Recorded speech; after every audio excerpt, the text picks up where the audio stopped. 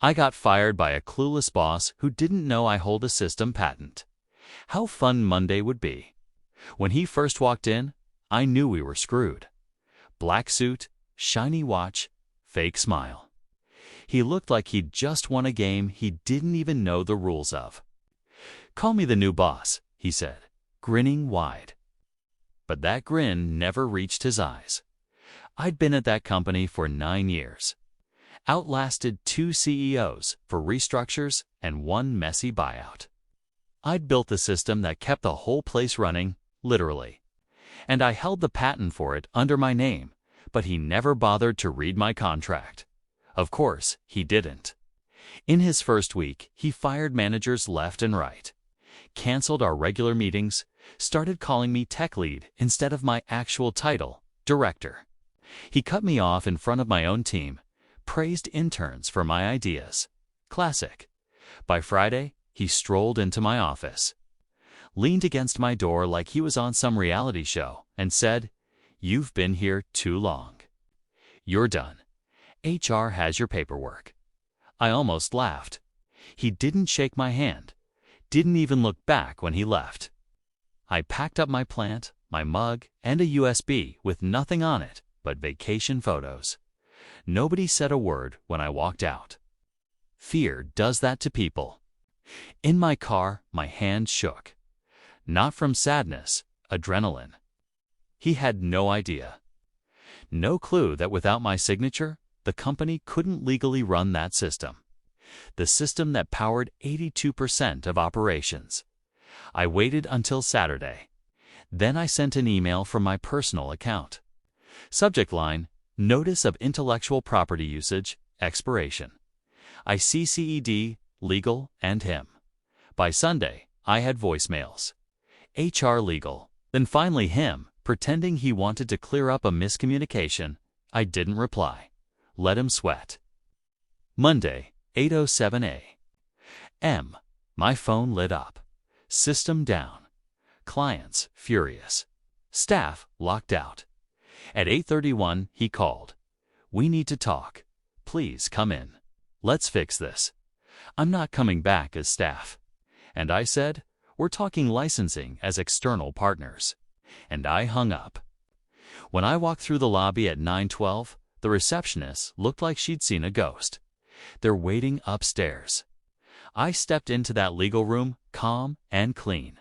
They offered me the same deal. I smiled. No, $1.2 million for 12 months, quarterly. Renewal's full system support through me or my team, and my name on every doc that mentions the system. No spin. They flinched, but they knew they'd pay more in downtime by lunch. When I stepped out, I saw him pacing the hall. He tried to smile, tried to small talk. I didn't bother. "Good luck," I told him. He flinched like I'd slapped him. 2 days later, the board asked me to join their closed session. He was there, arms crossed, faith pale. He blamed everyone but himself. When they asked for my side, I didn't hold back. "You didn't lose a system," I told them. "You lost respect." He didn't fire an employee. Fired the only person who knew how this company stayed alive. An hour later, he was gone. Suspended, pending investigation. The board issued a statement with my name on it. Finally, as I left that building for the last time as an employee, people watched me. Some shocked, some smiling, some whispering. Outside the elevators, an intern stopped me. "You're the reason he's gone, right?" I just smile. "No, I'm the reason the system's still when he first walked into the office." I knew we were screwed. Black suit, shiny watch. Expensive haircut that screamed more money than sense. He looked around like he'd just inherited a toy he didn't understand but was eager to break anyway. "Call me the new boss," Kay said, flashing a grin that never touched his eyes. Everyone clapped, but I watched in silence. I'd seen men like him before. Too fast, too loud, too convinced they were the smartest in the room. I'd been at that company for 9 years. Outlasted 2 CEOs, 3 rebrands, 4 rounds of layoffs.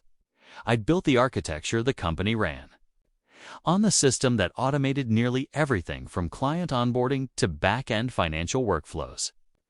And here's the twist. I owned the patent. That system was my brainchild. And due to a unique clause in my employment contract written in the early days when no one cared about legal minutiae, retained ownership rights. They had a license to use it for internal purposes. That was it. But the new guy? He never read contracts. He didn't ask questions. He saw me as an old cog in a machine he wanted to modernize. In his first week, he gutted the leadership team. Fired 3 department heads without blinking. It's called it cleaning house. I called it reckless. He began canceling our team syncs. Started referring to me as tech lead instead of my actual title director of systems infrastructure. He handed off projects I built to interns and gave them public credit. By the end of that week, he barged into my office. Yes, barged leaned against my doorframe like a smug reality show villain and said, "You've been here too long. We need fresh energy. Effective immediately, you're done. HR has your paperwork." I didn't flinch, didn't even blink. I stood up, grabbed my desk plant, a framed photo of my dog, and a USB drive loaded with nothing but vacation photos. Not a single byte of proprietary data. He didn't deserve that kind of mess. No one looked up as I walked out. Fear does that to people. But in my car, my hands trembled not with sadness, but with adrenaline. He had no idea, no clue that without my continued licensing, the company had 30 days before the system would legally and automatically lock them out. I'd said it that way. My lawyer approved the structure years ago. On Saturday, I sent a single email from my personal address. Subject: Notice of expiration. Intellectual property used to legal at company. Plus new boss at company CC. My attorney body was simple. As of date, your license to operate the core infrastructure system has expired. Continued use beyond this date constitutes a breach of IP law. Please find attached the legal documentation. My name by Sunday. My phone was buzzing non-stop. First HR, then legal, finally. A voicemail from him. "Hey, I think there's been some miscommunication. Let's clear this up. Call me back." I didn't respond. Let him sweat. Monday. 8:07 a.m. System crashed. Staff locked out. Payroll. System inaccessible. Client dashboards offline. Calls pouring in. 8:31 a.m. He called again. "Please, let's talk." "Come in. We'll fix this," I replied. "I'm not coming back as staff. If you want the system, we're talking external licensing. Have your legal team call mine." And I hung up. 9:12 a.m. I walked into the building, not as an employee, but as a vendor. The receptionist blinked like she was seeing a ghost. Legal was waiting upstairs. They'd drafted an offer, but I wasn't there to negotiate. They offered me a 6-figure lump sum and a 1-year license. I smiled. No, $1.2 million. Quarterly renewals. I own all support rights, retain patent mention in every doc, and have final say on feature changes. Otherwise, I walk. You'll lose more than that in downtime by lunch. They flinched, but they signed. Outside the conference room, I passed him, pacing in the hallway, sweating through his overpriced shirt. He forced a smile.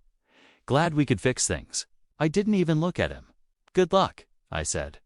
And I meant it. 2 days later, I got a call from the board. They wanted me at a closed session. I showed up in a tailored suit, no badge, no fear. He was already there, arms crossed, trying to blame everyone but himself. They asked for my side. I gave it, calm, factual, devastating. "You didn't lose a system," I said. "You lost the only person who knew how to keep your company alive." An hour later, they announced his suspension pending an internal investigation. A week after that, The board issued a public statement thanking me by name for preserving the company's operations. My inbox exploded. Some from former coworkers. Some from press. One even from a competitor offering a CTO role. But I wasn't done. The story made the rounds on LinkedIn in whispers across tech forums. People finally knew who built the system that saved the company. That Friday, I stopped by the office. One last visit, in the elevator, an intern I'd once mentored looked up at me. Wide-eyed, "You're the reason he's gone, right?" I smiled. "No," I said. "I'm the reason the company's still here." Story to my wife threw wine in my face when I refused to pay the bill at the luxury restaurant where her mother took us. "Pay the bill or this ends here," she declared while her mother laughed. But what happened next left everyone speechless. Chapter 1. A Toast to Humiliation. I should have seen the signs, but when you've spent years convincing yourself that things will get better, it's amazing how blind you can become to cruelty, especially when it's wrapped in silk and sprayed with perfume. My wife Vanessa had always been strong-willed. Beautiful, yes, charming, definitely. But over time, her sharp tongue became a blade, one she wielded with practiced grace, and her mother, Gloria, was worse. A self-proclaimed classy woman who judged everyone by their wallet and their wine choice. It was Gloria's idea to have a family dinner at La Tau Duke's, the kind of place where a glass of water came with a garnish and a server in white gloves. The reservation alone probably required blackmail or blood sacrifice. Vanessa had been unusually quiet on the drive there, tapping away at her phone while I drove in silence. I'd just been laid off from my architecture firm 2 weeks earlier, a fact she seemed to treat more like an inconvenience than a crisis. I was trying to stay calm, trying to stay respectful, trying to be a husband. But I had no idea what kind of night they had planned for me. We arrived at the restaurant, greeted by gold chandeliers, violins, and the kind of hushed ambience that made even laughter sound expensive. Gloria was already seated, wearing a smug smile and sipping what must have been a $400 bottle of wine. "You're late," she said, not even looking at me. "Vanessa, dear, you need to teach him punctuality. It reflects on you, you know?" I didn't respond. I just pulled out Vanessa's chair and sat quietly. Dinner was calculated. They didn't ask about my job search. Didn't mention the resume I had spent hours perfecting. Instead, Gloria talked about her new vacation villa in Tuscany. Vanessa gushed about a business opportunity that required more funding, and the waiter kept pouring wine, like he was on commission. Then came the moment I knew had been rehearsed. The waiter placed the leather-bound bill folder on the table. Gloria leaned back, casually dabbing her lips with a linen napkin. Vanessa picked it up and slid it toward me with a grin that didn't reach her eyes. "Your turn," she said sweetly. Opened it, my stomach twisted. $98644. I looked at Vanessa, then at Gloria. "Are you serious?" Gloria scoffed. "Is that too much for the man of the house?" Vanessa crossed her arms. "Pay the bill, or this ends here." I blinked. "Vanessa, I told you I don't have that kind of money right now. Do you know what I'm going through? You brought me here knowing I couldn't afford this." Then it happened. Without warning, Vanessa grabbed her half-full glass of wine and flung it directly in my face. The entire room froze. Even the violinist stopped mid-note. She stood. "Enjoy the embarrassment." Then she spat. "Because we're done." Gloria cackled like it was all some hilarious performance. Waiter stood awkwardly at a distance, unsure whether to intervene or run. But I didn't flinch.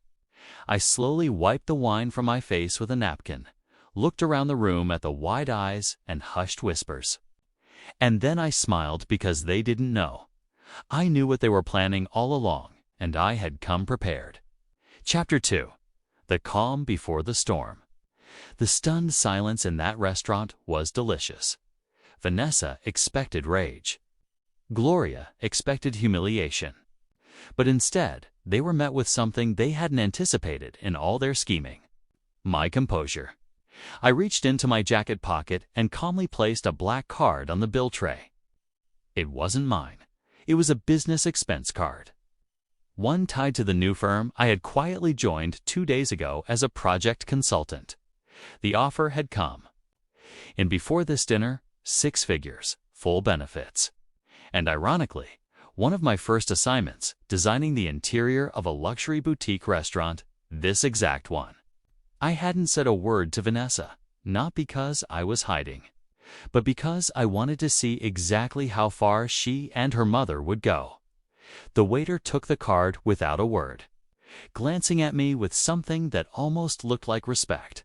Vanessa was still standing, holding onto her wine glass like it was a weapon. "You think this is funny?" she snapped. "No," I said, wiping the last drip of wine from my chin with a napkin. "I think it's tragic. I spent years building a life for us, and when I fell, you tried to stomp on me." Gloria laughed coldly. "Oh, please don't get dramatic." I turned to her, calm as ever. "Gloria, you might want to stay quiet from now on. You're about to get very uncomfortable." Her eyes narrowed. "Excuse me?" Just then, the waiter returned with the receipt and a note. "Mr. Bennett," Key said quietly, "Chef Rivera says it's an honor to have you here. He left this for you in the back, said you'd understand." He handed me a sealed envelope. Vanessa looked confused. I opened it slowly and smiled. Inside was a photo, a still from the restaurant's private security feed. In it, Vanessa was leaning over the bar, kissing someone. Not me, not recently. The bartender. This place had cameras everywhere. And since I was now involved in the design and privacy management, I had access to the footage. I asked, casually, sliding the photos across the table toward her. Vanessa's face drained of all color. Gloria looked between us, confused. "What is this?" Vanessa snatched the photo, her lips trembling. You're spying on me now?" I smiled. I just stopped ignoring what was always there." Gloria slammed her glass down. "How dare you try to shame her like this?" "Oh, I'm not shaming her. This is just the appetizer." Vanessa tried to speak, but the words caught in her throat.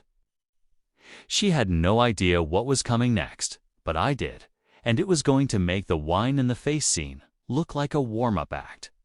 Chapter 3. The Email Bomb and the House Reveal. Vanessa sat frozen, her manicured fingers trembling slightly as she clutched the photo from the restaurant's security feed. The smugness in her face had dissolved like sugar in boiling water. Gloria, still confused but boiling with anger, pointed a shaky finger across the table. "You think this little stunt is going to make you look strong? You're pathetic. Always have been." I gave her a polite smile. "Funny you mentioned strength, Gloria, because Vanessa and I made a few agreements before we got married. You remember the prenup, don't you?" Vanessa's head snapped up. "That's not valid. You had a job when we signed it." I cut her off. "And a business. Remember that barbershop I opened with my college friend? The one you told everyone was a phase." She stayed quiet. "Well, turns out that little phase became profitable. So profitable, in fact, that the entire business was put in a trust, legally, untouchable by you or anyone else. The prenup confirmed it." I pulled out my phone and calmly tapped the screen. And speaking of touches, with one swipe, I forwarded an email I'd been drafting for weeks. One click sent it to Vanessa's corporate HR, her licensing board, and her company's internal ethics hotline. Gloria's jaw tightened. "What did you just do?" "I sent them evidence," I said, staring at Vanessa. "You know, screenshots of her romantic messages to that bartender on the company's work phone during working hours on hospital property." Vanessa gasped. "You wouldn't." I met her eyes steady and firm. "I already did. It's their decision now. I stood up and dropped the napkin onto the table. And one more thing about the house. Vanessa blinked. What about it? You don't own it anymore. She stood up, furious. That's not possible. We bought it together. No, I corrected. I bought it with money from my trust. The deed was always in my teat. The deed was always in my tea. Ruby Kiss, Ruby Kiss. Only Ruby Kiss has the luxury kiss, has the luxurious texture. That way tease, while my tease was not smooth. Name. But I didn't want to embarrass you back then, so I never mentioned it. Gloria's face contorted. You liar. I calmly pulled a printed copy of the deed out of my folder and slid it across the table. Check the ownership line. And while you're at it, you might want to start looking for a new place to live. The eviction notice will arrive Monday morning. Vanessa's legs gave out and she slumped back into her chair. Gloria, for once, was silent. I walked out of the restaurant slowly, leaving behind not just a table, not just a wife, but a carefully constructed lie that they believed would hold forever. They'd called me weak, a pushover, a man without a spine. But I had one thing they never saw coming. Patience, Chapter 4. Public humiliation. Private victory. 2 days after the restaurant disaster, Vanessa's world began to crumble. Not with fire, but with ice-cold silence. It started at her office. Her hospital's HR department had received my email. They didn't respond directly, but Vanessa didn't show up for work that Monday. I heard from a mutual friend that she was placed on immediate suspension, pending investigation for inappropriate conduct and misuse of hospital property. But the worst was still to come. I didn't leak anything online. Others did. Vanessa had been dumb enough to send a few steamy selfies to her affair partner from her hospital locker room. Somehow, those photos began circulating, shared anonymously in a private Facebook group of local professionals. Then a Reddit thread. Then Twitter. It wasn't just a scandal. It became a social death spiral. Her friends, most of them, dropped her. Those brunch girls she always giggled with on weekends. They unfollowed her. Some even left subtle comments under her posts like, "Wow, you really fumbled a good man." But the final blow, her godmother, an old-school matriarch who practically raised Vanessa, cut ties with her completely. The same woman who once said, "You found gold in that man. Don't ever let your pride ruin it." Guess she was right. Meanwhile, me? I moved back into the house, alone, peaceful, clean. I'd already changed the locks, repainted the walls, tossed out everything. That reminded me of her, especially the white porcelain vase, she said, symbolized our love. It now symbolized a shattered ego lying in pieces at the bottom of a dumpster. I picked up extra shifts at the barber shop, hit the gym again, and finally signed the papers to expand into a second location. I was working, thriving, and healing. And just when I thought the silence would be forever, she broke it. Vanessa's message. Exactly 14 days later, I made a huge mistake. "Please, can we talk? I don't want to fight. I just want to understand how we got here. I've been seeing a therapist. I've lost my job. Everyone's turned on me. You were the only one who really loved me. Please don't shut me out." I didn't respond. Instead, I drafted a short message, but I sent it to her mother, Gloria. "You once told me to pay the bill or the marriage ends.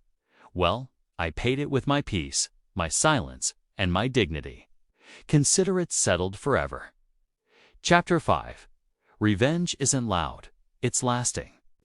Weeks passed. No more texts, no more voicemails, just silence. Vanessa had finally understood. The door wasn't just closed, it had vanished. But the world, it wasn't done with her yet. The divorce court's surprise. When the divorce hearing finally arrived, Vanessa showed up looking hollow. The usual, sharp, tongued fire in her eyes had been replaced with something brittle. Desperation, I didn't speak much. My lawyer did that for me. All I had to do was hand over a folder of evidence, screenshots of her cheating messages, security camera stills of her affair partner arriving and leaving our home multiple times, and the cherry on top, the restaurant bill receipts signed by me, timestamped during her meltdown. The judge reviewed it all in silence. Then he looked at Vanessa. You invited your affair partner into your home, publicly humiliated your husband, and show no remorse today. You forfeited spousal support the moment you did that. This divorce is granted with asset retention favoring the petitioner. Translation: I kept the house, the car, the savings, the business. She walked out with her clothes in garbage bags and a reputation in tatters. 1 month later, I was at my new shop. Clean space, warm lighting, the smell of fresh-cut cedar and aftershave. A young man sat in the chair across from me. First time in, we chatted about life, music, and making peace with the past. Halfway. Through the cut, he said, "Man, you ever get cheated on?" I laughed softly. "Yeah, I did." He paused. "What did you do?" I looked him in the eye and said, "I stayed quiet, planned. Let her think she won. Then I built a life so good she wouldn't even recognize the man she lost." Epilogue: the real victory. Vanessa moved in with her mother. Word was even Gloria was tired of her soba stories. Her affair partner ghosted her weeks after I kicked her out. And me. I got licensed to open my second barber shop. Started mentoring young men from the neighborhood. I even started seeing someone new.